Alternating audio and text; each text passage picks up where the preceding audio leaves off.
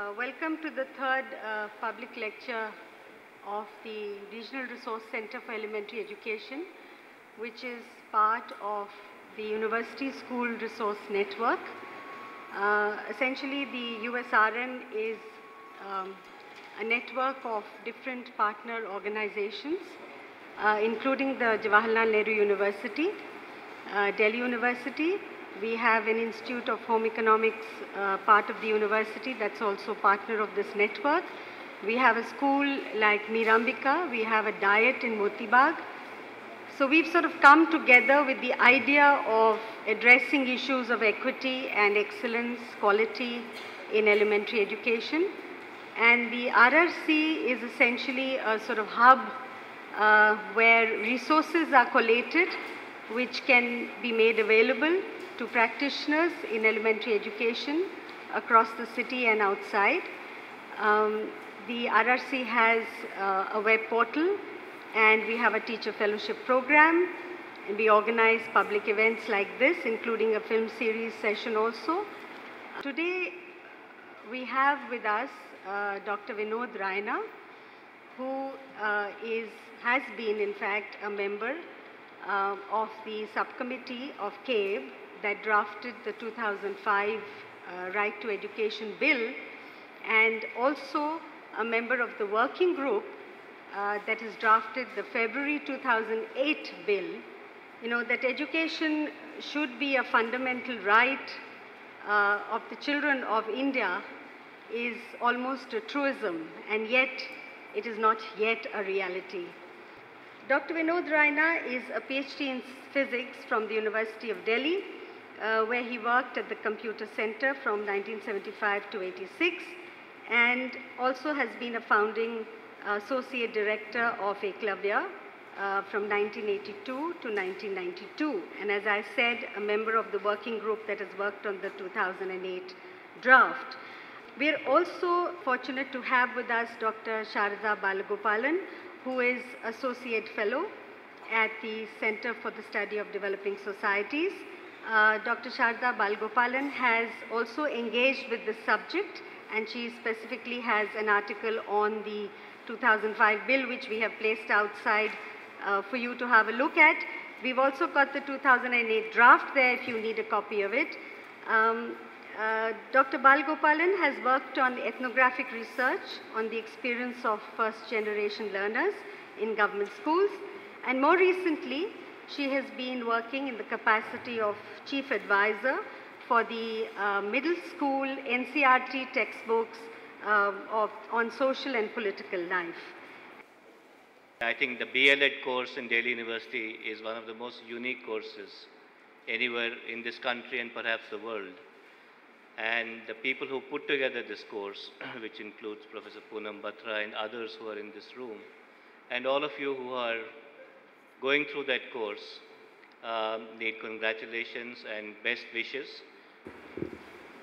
Before I talk about the Education as a Fundamental Right bill, it may be useful to give you why we consider in 2008 still that we need something like a law, a legislation in education. लगभग 19.5 करोड़ बच्चे हमारे हैं जो 6 से 14 साल की उम्र के हैं, और 6 से 14 साल इसलिए क्योंकि वही that is the age group identified for as a fundamental right age. इसमें से 52% बच्चे 8वीं कक्षा पूरी नहीं करते हैं, तो लगभग 11 करोड़ बच्चे कक्षा 8 पूरी नहीं करते हैं। बाकी 9 करोड़ में से 35% बच्चे जो तीसरी से 5वीं क्लास में हैं, वो कक्षा 1 की भाषा की पुस्तक नहीं पढ़ सकते हैं, और वो सब्ट्रैक्शन नहीं कर सकते। They are for all practical purposes illiterate. तो क्या बचा? About 5 to 6 crore children out of about 20 crore children are learning something. कुछ सीख रहे हैं, क्या सीख रहे हैं खुदा जाने।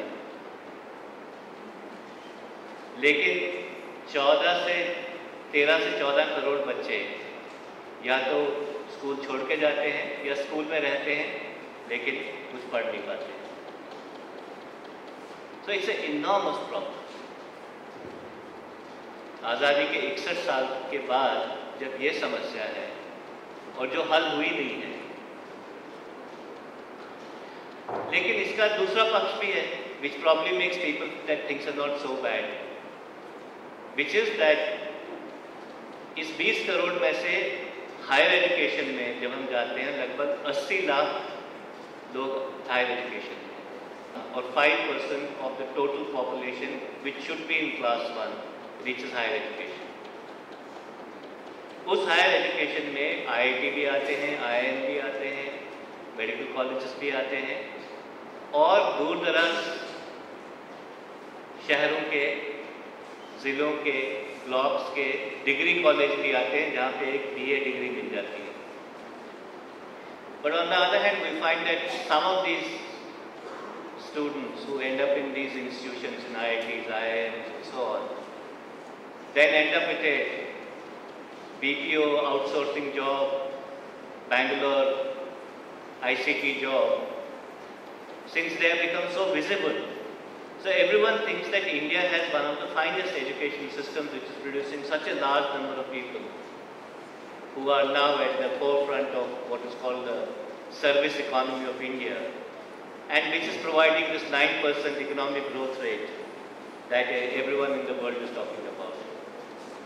So a minuscule population which has a very high visibility gives the impression that India has one of the finest education systems in the world and is producing so many people, which is aided by this fact that given that we were colonized by Britishers and not French or Spanish or Dutch, there has been a tradition of English language. And since ICT and Mr. Microsoft uses English, therefore Indians have an advantage in global markets because of their ability to use English language, say better than even Chinese and Japanese and Koreans. So therefore, on one hand, whereas we have such an exclusion and deficit in education at the school level, this minuscule population seems to suggest that India is a global leader in education. So we have a big perceptional problem. And since children are invisible, young children 6 to 14, and an ICT person is very visible, therefore if you look at the media, if you look at particularly national newspapers, TV and so on, and if you go abroad, you would feel that people envy India for its educational progress. So we have this contrast. But let's go a bit deeper and look, who are these 52% children mostly? Out of them, 51.28% are simply girls. The scheduled castes account for about 57.3%, and the scheduled tribes account for about 65.9%, about 66%. So it's clear that those segments of population for whom education was meant to be empowering, which would help to bring them at par with those whose social mobility is otherwise guaranteed, they are the ones who get eliminated by class 8 level mostly. Girls, SCs and STs. Therefore, we don't only have a problem of total quantity of children. If you differentiate it further, you find that there is a social basis for this exclusion. And that social basis is that those who should have had the maximum benefits from education are the ones who are not able to participate in it. Therefore, we have not just the maintenance of social disparities, perhaps heightened disparities in the 60 years of independence.